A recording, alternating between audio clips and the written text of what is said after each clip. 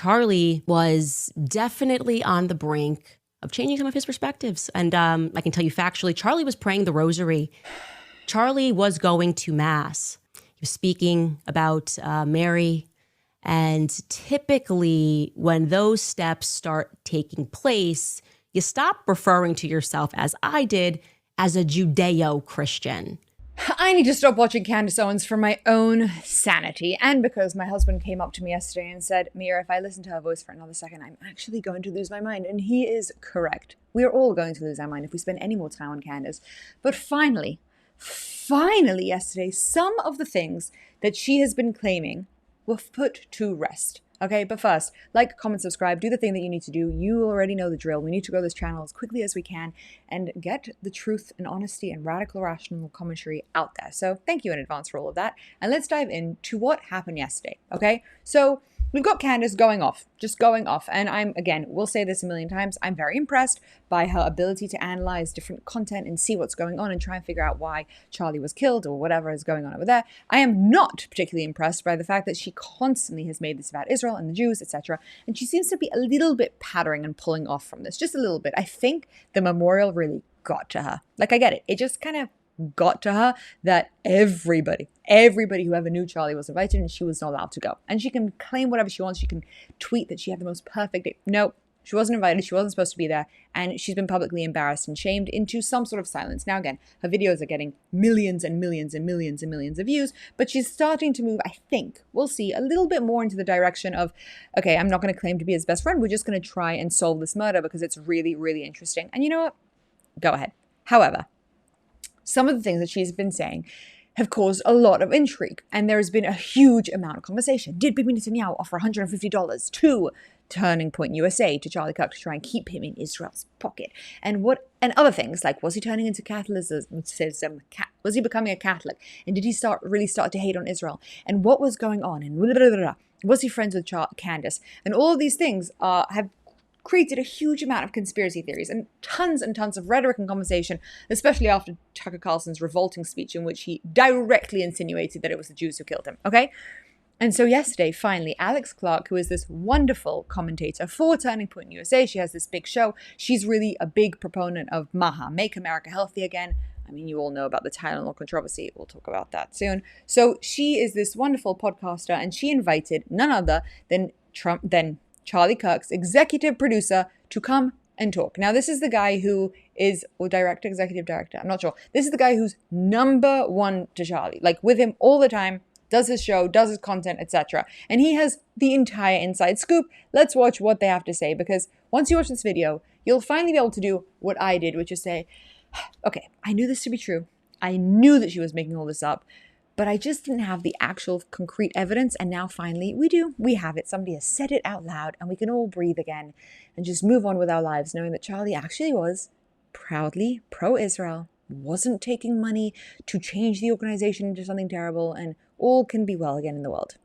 You were the closest to him. You knew him the best. I'm just so sick of some of the misconceptions and things that people are saying online. And I just was like, you're the person to just, like, let's get the truth out there. Charlie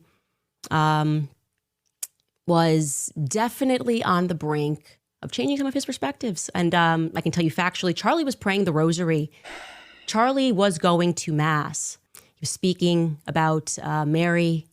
And typically, when those steps start taking place, you stop referring to yourself, as I did, as a Judeo-Christian. She's posted a photo of her and Charlie and the kids in Mass before, and somebody in the comment section said, oh, are you guys converting? And she said, no, we just like attending sometimes. So she herself had said no. Yeah. Was he becoming Catholic? No. But he really loved Catholic Mass. He had some really big theological hangups with that. You can go check the videos out, him debating with Michael Knowles, you know, in good fun. I mean, they were dear friends, but they loved kind of debating the whole Protestant versus Catholic thing. The truth is that Charlie... Okay, so myth number one, that he was about to convert. Why were people saying this? Well, because there had been pictures, people had spied them at Catholic Church. And here's his friend saying very simply, very easily, Charlie loved it. And why did he love it? He expands in the podcast, which I obviously watched. He says Charlie really liked these big old buildings and this deep feeling of connection to spirituality. And the Catholics do that best because apparently that's the type of churches that they have. And it's much better than other types of churches. Okay, that was what this guy was claiming. I don't know anything about different types of churches in America, but that's what the guy was saying.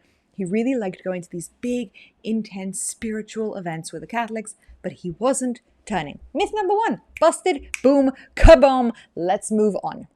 He was under immense pressure and he was facing financial threats over his shifting stance on Israel, over who he was hosting. Because Turning Point was built by Zionist money. Turning Point was built by the Israeli donors. Charlie was a friend of the Jewish people and a friend of Israel.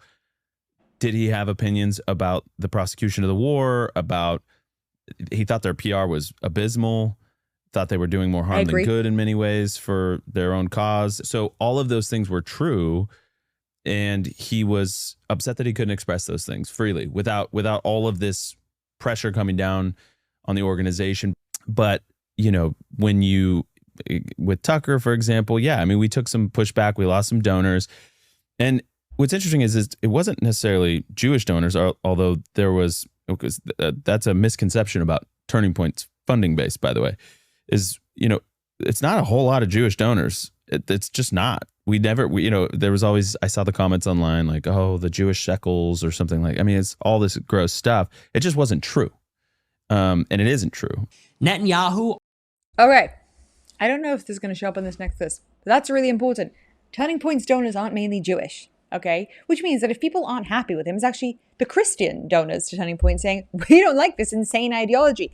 That's an important thing. That's a very, very significant thing. And by the way, I'm going to agree with Charlie on this point. It is not cool that that people are so afraid to speak out against governments and the way things are done. In Israel, it's actually the opposite. If you speak for Netanyahu, you get nervous, you get anxious because you'll be attacked by the left-wing media.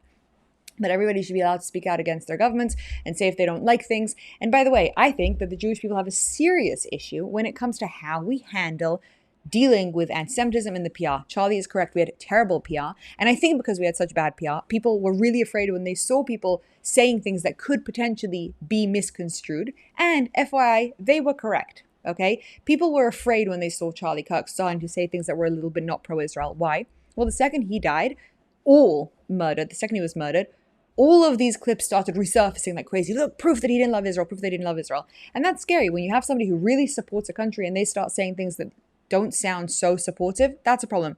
But he was calling out mainly left-wing Jews who were doing damage to Israel, which I happen to agree with him, and also the fact that he was being bullied and feeling like he wasn't actually supportive of Israel because he wasn't happy with some of the things going on. Totally fair and legit. So we've got 2 big misconceptions here. Number 1, the fact that he was being funded by the Jews and that funding was being pulled. The guy's like, not Jewish funding, non-Jewish funding, totally different. And number 2, the fact that he had some issues with the government, but that doesn't mean that he was turning on Israel. Important. Offered Turning Point $150 million. Ooh. For one purpose and one purpose only, to shill for Israel harder. Now, I will say Nick Fuentes is famous for being really just straight and narrow and honest. Okay? But this is a big thing we've been seeing. $150 million was offered by Netanyahu directly at this whole big Ackman conference. And let's hear what he has to say. Charlie offered $150 million from Israel. As far as I know, no. I had never heard anything like that. Everyone I've asked has said the same thing. And by the way, just for what it's worth, it doesn't matter the amount that would have been coming down. We would have said no. And there's evidence that is true. Turning Point does not, Charlie would not accept foreign money. Exactly. We only took American money. He takes down. Okay. Now, what he goes on to say and continue, and it's a shame they didn't put this into this part, which is he says, not only did they not receive foreign money, they wouldn't take government money. During COVID, Turning Point, Charlie was so staunch on his own wanting to not be controlled by any sort of government or any sort of other entity outside of his own beliefs that during COVID, when they were like falling apart, they wouldn't take government stipends. They refused to take it. And they took it at a hit. And he talks about that. They never take foreign money. That was just a policy. And this is going to be very easy to corroborate. Very, very easy to corroborate. Because look at their funding reports. None of them say foreign money. And that was clever on Charlie's behalf. He didn't want to be pushed into international agendas. but also didn't want to be pushed into government agendas, so they didn't take government money. And this is what maddens me about this the most, is that one of the most beautiful things about Charlie's personality were totally under attack. Like the fact that he had such integrity and he refused to take money from anywhere, that was completely misconstrued by a lie that said, oh, he was taking hundreds of dollars, thousands of millions of dollars. Like that bothers me. It bothers me that the fact that he was so devout to his own belief system, that he didn't take any funding to his own detriment, was completely missed from the conversation because of a lie. Not fair. Camera that is directly above where Charlie was sitting and would be able to provide, therefore, a lot of insight. And then you can see he kind of sits the camera onto the desk, and it looks like he removes the SIM card from it, or the SD card. Why did our team start taking down cameras immediately? That was because even in the shock, there was an understanding that the proximity of those cameras were going to be evidence, and they wanted to make sure they didn't get stolen out of the cameras. But B, they didn't want anybody to run in. I mean, there was those videos of the kid running and grabbing the hats. Hats, yeah. So there was an understanding. I mean, I talked to the team on that, and they said, because we know people can be evil. So I'm wondering if the federal government has explored the possibility that somebody could have been under Charlie and done that, while everyone's looking around and thinking that a shot went off from here, if that was just maybe like decoy number 2, and actually Charlie was shot from beneath him. Maybe everyone's looking up when we should be looking below, right? Does Erica have full confidence that we got the shooter, the right shooter? I think so. And I also think, I think we're waiting to see if there's more details that will follow. Who knew in advance? Who radicalized them? Was there a funding network? All of that stuff, I think, is fair and open-ended questions that we can keep asking, and we should. And so, yeah, I'm very aware that there are other theories of the case.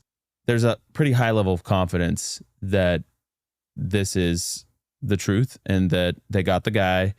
And now we need to see how deep the rabbit hole goes. I mean, he did a pretty good job, I have to say that. What a shame. What a shame. I mean, the only thing that we're waiting for now is just Erica to come out. And you know what? She can do so in 10 years for all I care, because she right now should be doing exactly what she's doing, mourning and figuring out Turning Point's future and just trying to navigate this insanity of everything that's going on and not having to deal with crazy allegations from people like Candace and Nick Fuentes. She just shouldn't have to deal with it. But having this guy come and say, okay, everybody, let's calm it down a little bit. There isn't crazy conspiracy theories going on. This is what happened. It's just, for me, a bit of a breath of fresh air. Because, again, at the end of the day, you get impacted by the things that you see online. And the constant, look, there's lies, it's going. The confidence in which these people throw this rhetoric at you can make you a little bit shaky. And I'm not going to pretend that I was 100% confident that maybe something had happened. Nothing to do with Israel. I wasn't sure about Israel. I'm sorry. I was 100% sure that Israel was not behind the murder. But maybe Charlie was turning, maybe he was feeling not okay. And I spoke about this, that even if he was turning, it doesn't have anything to do with him being killed by Israel. Not the same thing, no correlation, no affiliation between the two. And Candace is disgusting and revolting. And you've seen the extent of the videos that I've done to just disprove everything she says and to show how she manipulates. But it's nice to hear from somebody from the inside just say, guys, come on. It's a relief. It makes me feel much better about myself. I hope it makes you feel a little bit calmer, and that we can just say, okay, let's shut the saga down and move on to the other crazy things that are going in the world. Thank you for your attention to this matter.